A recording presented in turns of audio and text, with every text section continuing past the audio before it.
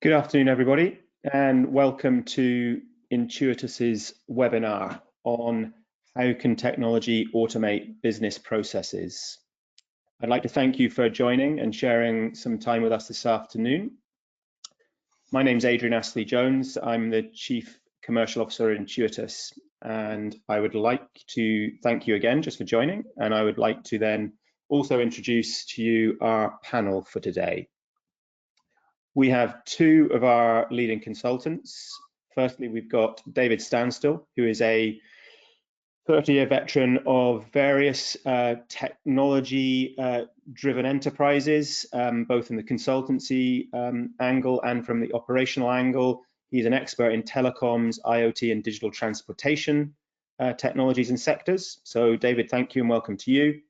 And we also have Dave Sharp, who is, again, a technology veteran, more from the software and applications development point of view.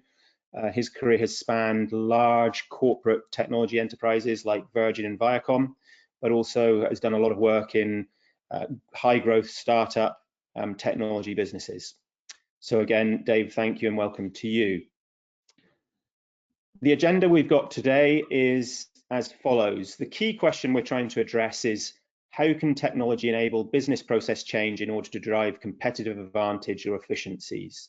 So really from an investor's point of view, private equity point of view, or someone who's operating a private equity backed business, how can we look at technology to drive competitive advantage and efficiencies by changing processes? And to address that sort of key headline question, we've got three, sub-questions. Which business process can technology support? And importantly, which ones they can't actually. When should you implement automated processes? And can IoT address process challenges? So if we move on to the first question, what I'd like to do is I'd like to actually hand to David Standstill at the outset. And David, perhaps you can just help us probably just outline, I guess at the outset, some of the obvious examples that you've seen where technology can really support business process change to either competitive advantage or differentiation or driving efficiencies, and outline to us just at a high level whether it's use of 5G, infrastructure as a service, AI, those kind of technologies. What's your thought in that area, David? And can you perhaps just give us some I guess, top level examples? Great, thanks, Adrian. Hi, everyone. Okay, so I think this is quite a broad topic, and it covers TMT, telecoms, media, and technology. And I think it's useful to think of this in the broad layers of facilitation that can be enabled. At the physical layer, just having a connection between two devices, at what you might call the network layer, which is enable two devices or two people or combinations of the above to communicate with each other. Then at the application level layer, and now more recently we're seeing at the the human layer, if you like, and the AI layer. So there's kind of four ways that you can think about that facilitation happening, and the kind of business processes, they range very much depending on the type of industry that you're looking at. So customer support is now a very big industry, and the remote delivery of customer support, and that's really transformational in all sorts of ways, not just in terms of distance-based customer support, but in terms of providing integrated channels of information so customer support agents can better support customers, and customers can better find out how to get a better response from suppliers of services as well. We're also seeing a lot of activity in the Internet of Things space, mostly in the industrial sector now, but it's beginning to develop into the consumer sector, and we're seeing particular advances in processes for predictive maintenance, improved energy efficiency, and that kind of thing. And that's where mobile telecommunications technologies such as 5G come in. That's probably about it for the moment, but obviously AI is a very big one as well. And I think we're going to see a lot more AI come into play in the next 5 years or so, and that's going to cover both AIs communicating to each other, which is an interesting one, which I think we'll talk about a little bit later. But initially, humans and AIs communicating, which again is particularly useful right now in the customer-facing side, but may move into the more industrial automation side as we progress. Okay, and David, let me just ask you a follow-up question on that. Do you see these these areas being sector agnostic? So technology supporting business processes, as you've outlined in some of those examples, across all sectors. Does it really make a difference, or is it specific to particular sectors, or more relevant in, let's say, B2B or a B2C environment, or is there no difference in your view? Yeah, so it's a very good point. I think it's initially certainly it's going to be much more sector dependent, and then you might see a more broadening as some of the big sector independent organizations start to pick up these technologies. But in B2C, we're very much seeing customer facing process optimization and even disintermediation occurring. Whereas in the industrial sector, it's much more things like Internet of Things type services which are coming into play and supporting automation and greater energy efficiency and maintenance processes. Okay, thank you. Let me bring in Dave Sharp. Dave, it's a similar question to you, just building on what David said there. What are the obvious examples that you're seeing at the moment, and are they sector driven or sector dependent? So there are some kind of classic cases that I would kind of highlight.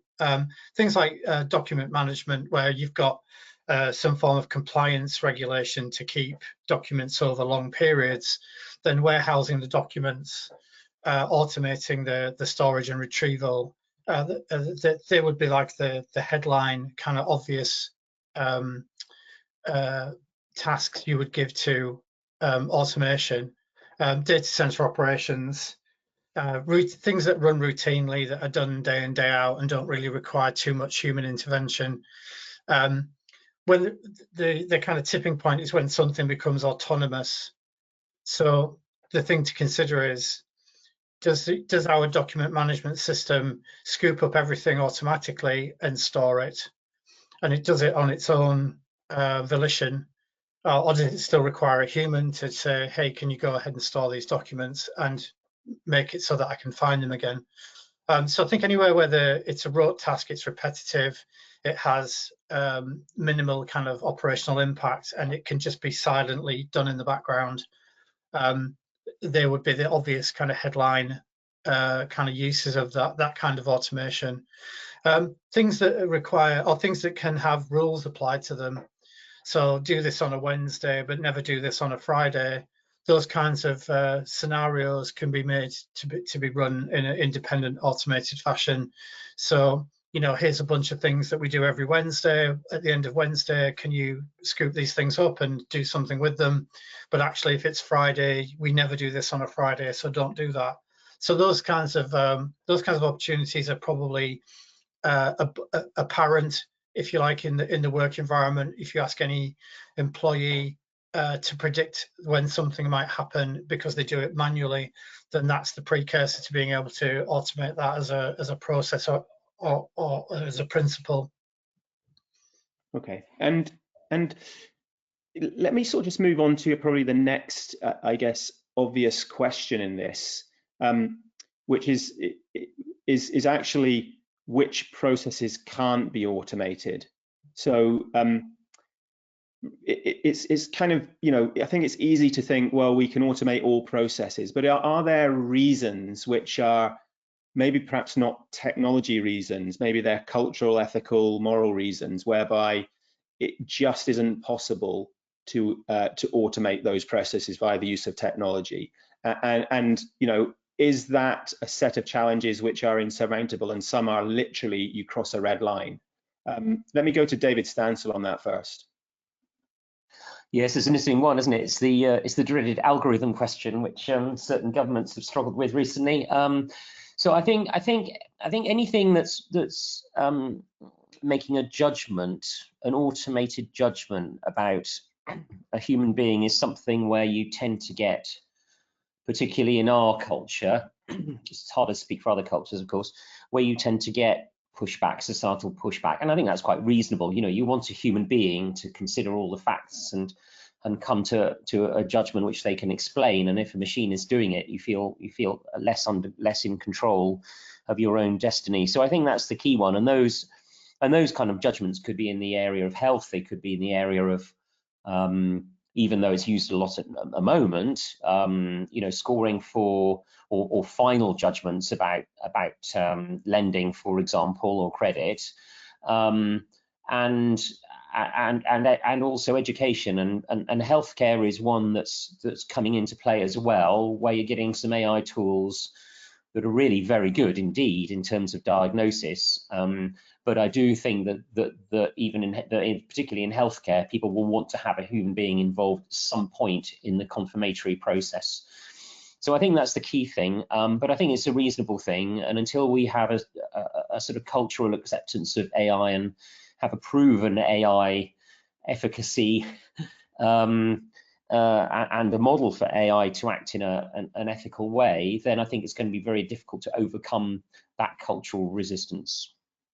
Yeah. Okay. And Dave Sharp, your thoughts on that area in terms of which processes can't be automated, or do you see that from a different angle, which is, you know, look, the vast majority can, and there's always a solution to the problem if you get the technology right?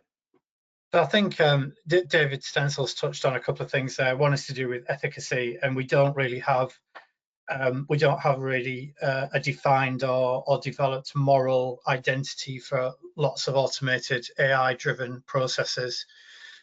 So if we take the recent exam fiasco, it proves that if there is no one-size-fits-all solution to judging whether somebody's going to pass an exam or not, because humans vary. So some children are going to do better with coursework. Some people are just not very good with exams.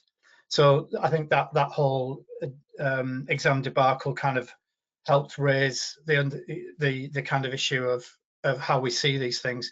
I mean, culturally, things can get really difficult really quickly. And having worked extensively with Japanese companies over the years, their business etiquette and business culture is dramatically different to the UK. But even closer to home, German business culture is not fully in line with the way that we do things in the UK. And automated systems can't really make that distinction, or wouldn't be able to make that distinction. So if a Japanese business needs to run on a certain tempo with a certain kind of methodology, automated processes won't necessarily recognize that unless they're taught to. So that's the other aspect to this. I think the thing about things like healthcare is that all software algorithms, everything's written with bias, and that bias could have a potentially very negative effect in a healthcare scenario.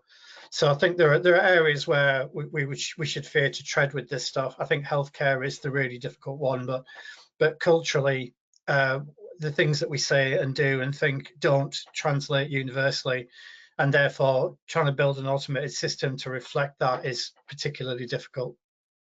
Yeah, okay. And let me ask you then a question, or maybe an example, because perhaps this is an interesting debate, which is, if we you know, use technology to automate a process, is there a debate around, I guess, the rules and the level of quality we would want from that process? And is that therefore then a business decision? So, for example, if we automate the process, you know, maybe in the exams example you gave, and you know, we have an error rate of 2%, you know, is that acceptable? And you know, if not, will we ever get to 100%? And therefore it becomes more of a business risk management decision as opposed to a technology decision. Is that a reasonable argument? Yeah, I think it is a reasonable argument, and obviously things that are done manually are not 100%. So take the recent American election. You know, the election process, even when you do it manually, is flawed or has flaws in it. So the idea that somehow an automated process would overcome the real world in terms of levels of accuracy is probably debatable. I think the thing that automated processes actually just get you to the nub of the problem quicker. So if there's a flaw in something, once you've automated it, that flaw will become apparent just a bit quicker. And then, of course, it's a question of whether you invest the time and the money to fix those flaws or overcome those flaws to then increase the accuracy. But you're even in an ideal world, AI is written by humans, and humans have flaws. So it comes back to the bias problem again, that the AI and the automation is a reflection actually of the person that wrote it. And there are instances of people holding certain faiths, programming software to reflect those faiths. So it's a difficult question to rationalize and say, well, if a Christian programs a healthcare system and somebody that's Muslim programs a healthcare system, will those two different faiths end up with two different sets of software? They're both trying to overcome the same problems, but they're doing it from a slightly different point of view. And going back to David's point, we just don't have a moral or ethical framework for a lot of these things. It's still very much up for debate as to where the line is drawn with the morals and ethics of these things. Yeah. Okay. So I think the takeaway from that is the general rule of thumb is, on a general principle, you can look at technology and all of the technologies that are now coming out and available, that they could probably automate many processes, but you need to have a set of rules and principles that are both quality driven, margin of error driven, and clearly driven by a sound business decision, which might sound obvious, but it's not quite as simple as just saying there's the technology and there's a process and we can automate it. So I think that's it's a salient point in the debate that we're having. If we then sort of take that on to our second question, which is when to implement automated process. I don't think this is not a yes/no answer. There are many dynamics. Should we be doing it for immediate financial turns? Are there indirect turns? What's the context? And are these challenges around leadership? You need the right leadership to drive the change. So arguably technology, again, we know we can do it and we can make the change, but we need the good leadership. And also, if we're making change to one particular process via the use of technology, we have to take that in a holistic view, I'm assuming. David, could I ask you to give your views on that area in terms of when should you implement automated processes and some of the impacts and challenges around that? Great. Yeah, I think the key thing about this is it needs to be value driven, not technology driven. So it's very easy for people to come up with ideas and say, hey, wouldn't it be cool if we did X, Y, and Z? But then they only deliver marginal value and may not deliver any value at all in terms of, for example, customer experience. So if we think about the concept of value, that's absolutely key. It's not just in value in terms of shareholder value, but it can be in terms of indirect value, such as customer satisfaction and other factors which might take a little longer to feed through into the bottom line.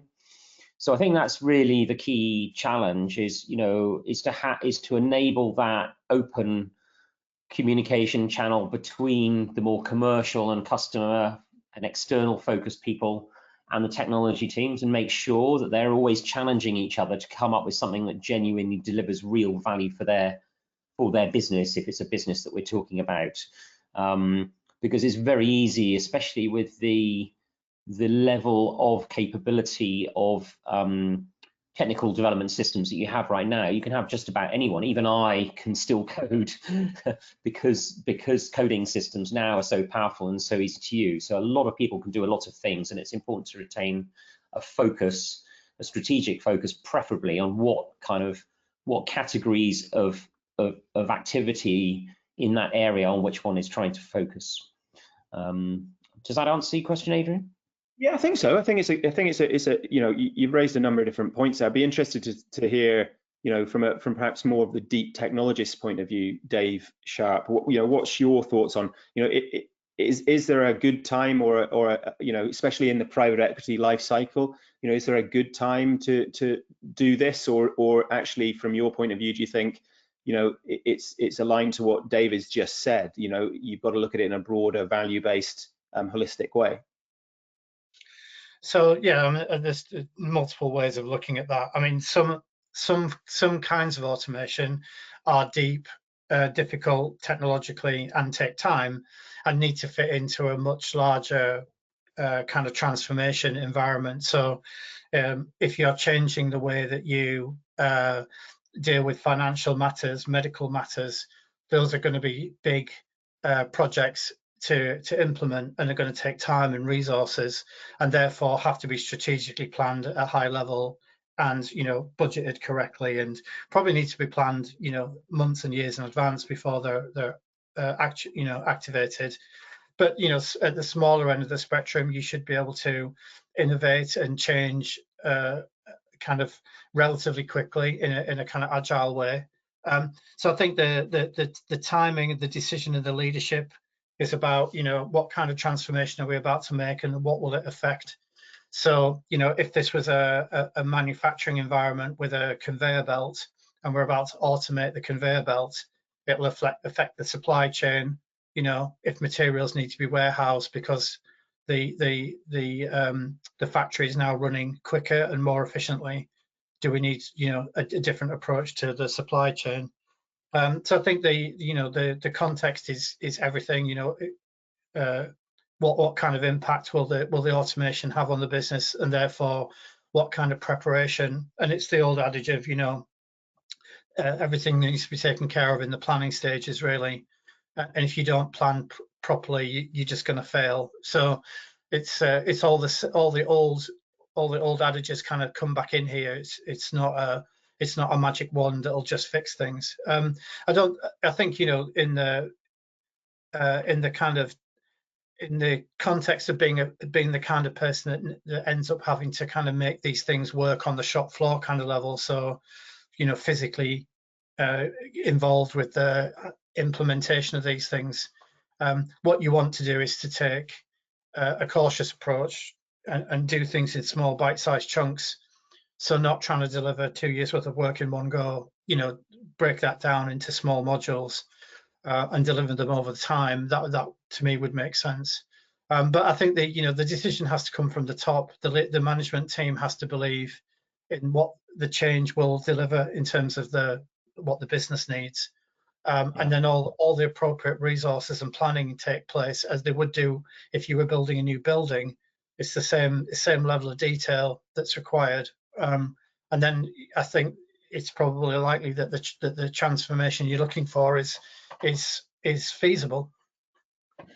So I guess what you're saying there partly is take an agile approach to this. Okay, so it's rarely a big bang, and if it is a big bang, it's got to be incredibly well thought through with some very material benefits. Whereas if you take a slightly more agile approach, you would ultimately de-risk it, and you might see incremental benefits. Is that reasonable? Yeah, I would say so. I mean, it's like the difference between creating an explosion and creating a controlled explosion.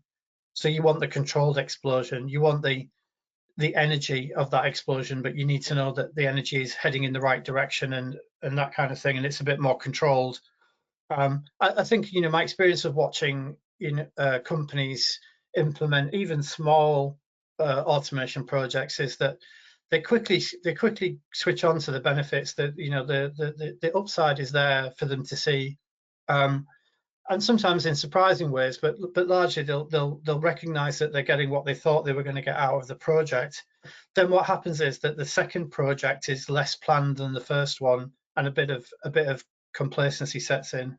So you just take these things in kind of small packages, and you repeat the process, you repeat the planning, you repeat the budgeting, and then hopefully you get a series of small transformative explosions, not a wild explosion, and it's affecting bits of the business that you didn't really understand would be affected, which then causes other issues.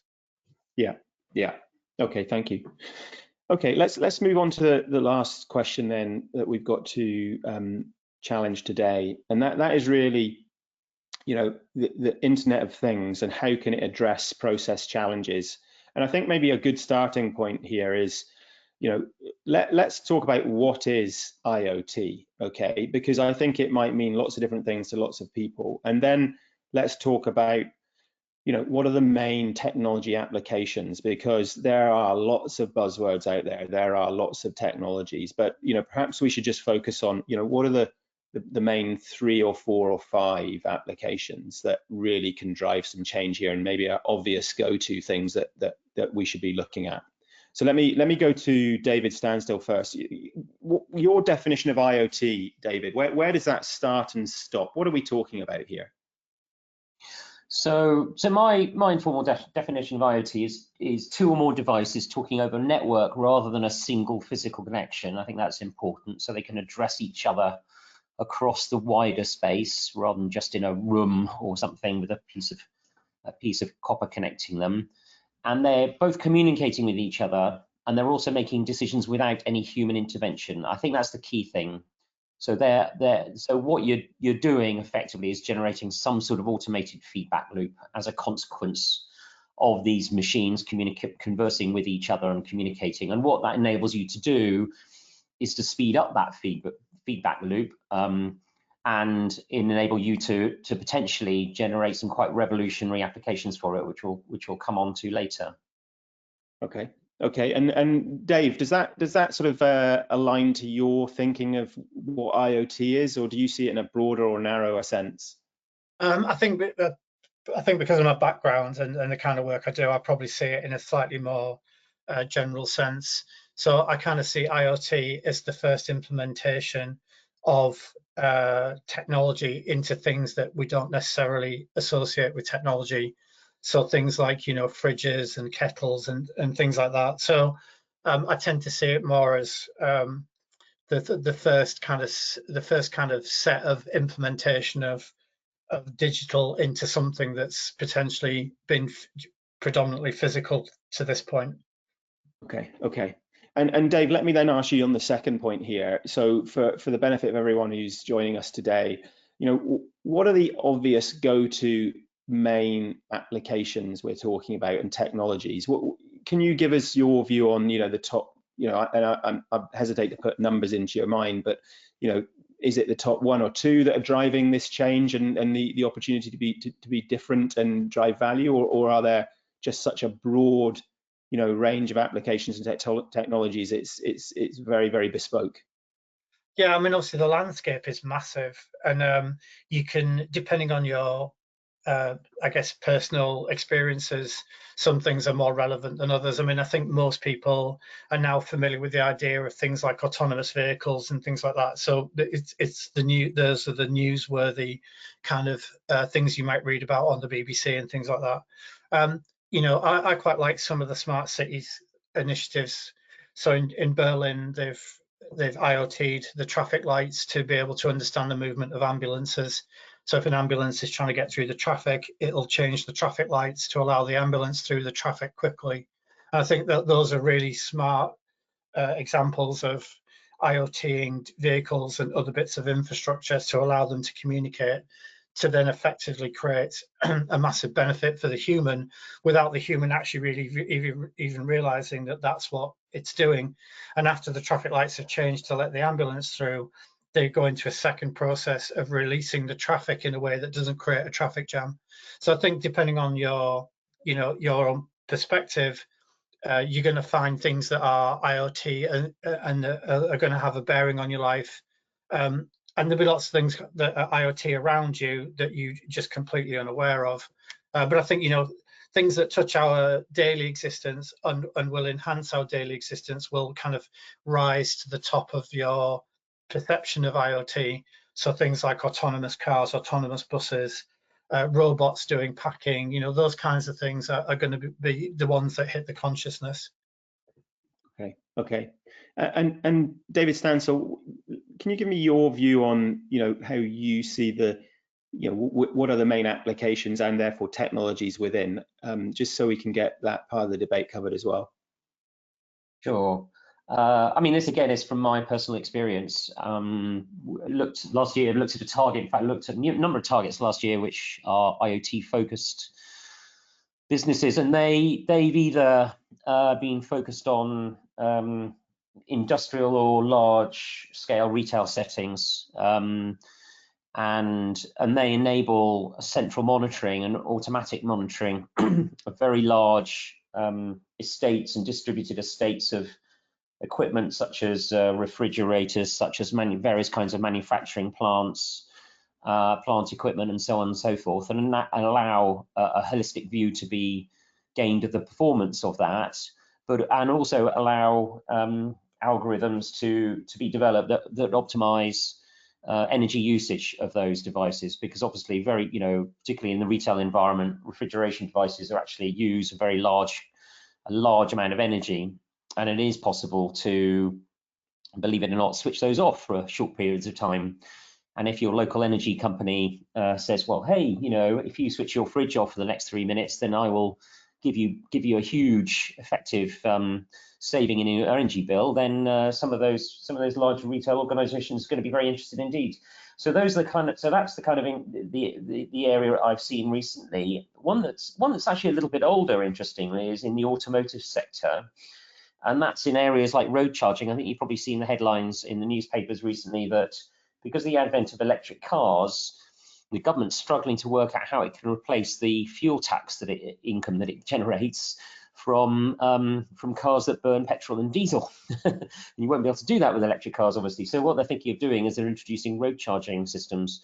And the key thing about road charging systems, you don't want to introduce physical barriers to people, because that creates traffic jams and all sorts of challenges and unpopularity. So what you need to do, and systems like this have been implemented in Europe for some time, particularly Germany and Austria and the Czech Republic and so on, is to have barrier-free automated tolling systems for vehicles to use their major roads. That's been going on for some time, but I think with the advent of electric vehicles, we're going to see that happen much more rapidly now, certainly across Europe and perhaps elsewhere in the world. Okay, thank you. And let me, we've covered the 3 questions. I just want to maybe wrap up here, and I'm conscious of time, just very, next couple of minutes. In the private equity landscape, where there is a huge amount of activity in the mid-market, all of the senior managers and board representatives clearly have many things on their plates. And it's sometimes the case, or actually quite a lot of times the case, whereby there may not be a senior representative on the board from technology or digital. And therefore, question for both of you, what's your experience of trying to get this debate onto the agenda at board level? So how can technology and enabling the business processes really drive differentiation, and or are the skills evident in those mid-market organizations, or arguably larger organizations? Because I think that's often a challenge that I think I've seen very recently. Getting the right level of skill and experience into the organization, and having that skill and experience, having the conversation at the right level. David Stansell, can I maybe just ask you for a very brief answer or thought on that one? Sure. I mean, I think the key thing that every board needs to consider is that if you're not going to reinvent yourself, then someone's going to reinvent you for you and eat your lunch quite quickly. That's the world we're living in today.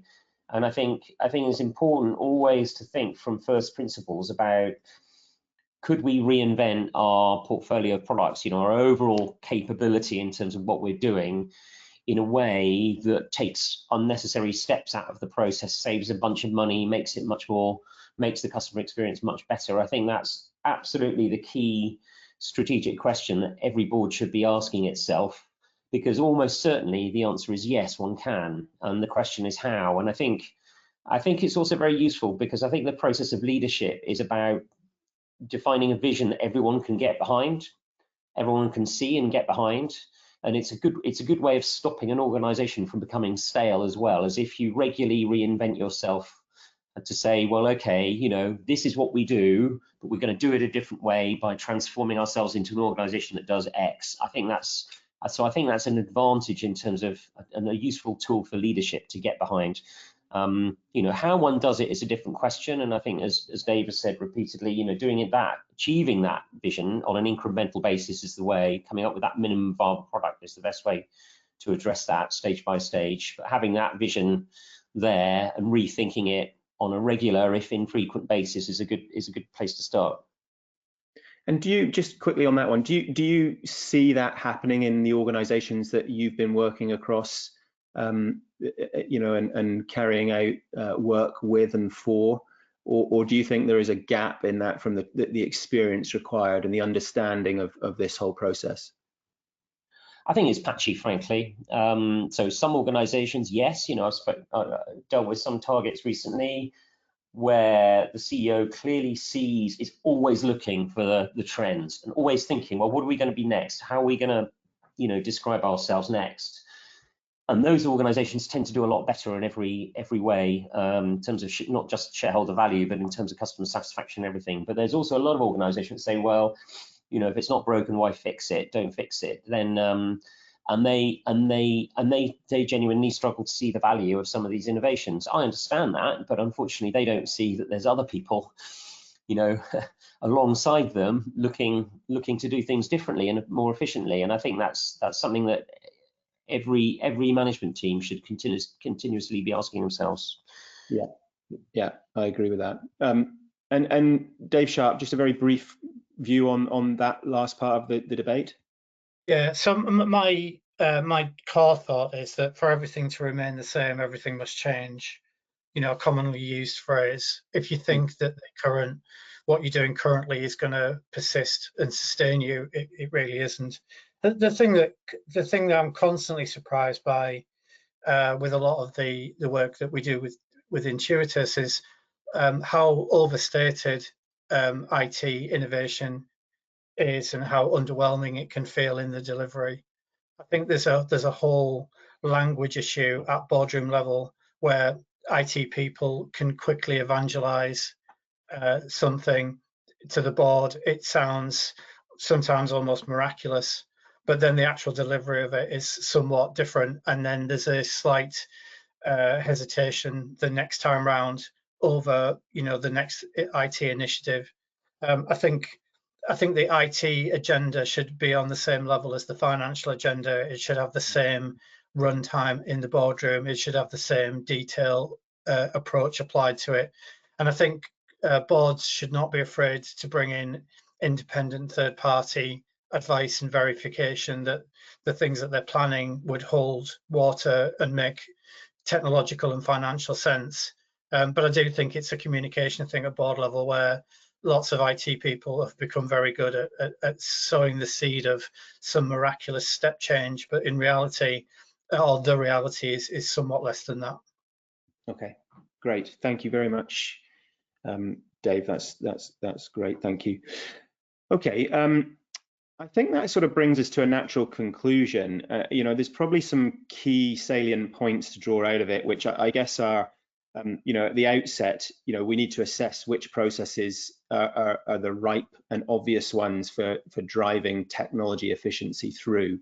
And doing that needs to be done from a strategic, holistic point of view if you're going to get maximum value out of it. So, you know, two key benchmarks. And I guess the third one is making sure you're having that discussion at board level with the right people, whether that's internal people if they're the right level of experience, or bringing other third-party independent advisors into the room. So finally, I'd like to just wrap up there. I'd like to thank everybody for attending. I'd like to thank both David Stansel and Dave Sharp for being our panelists today. And I wish everybody a good rest of the day. So thank you very much.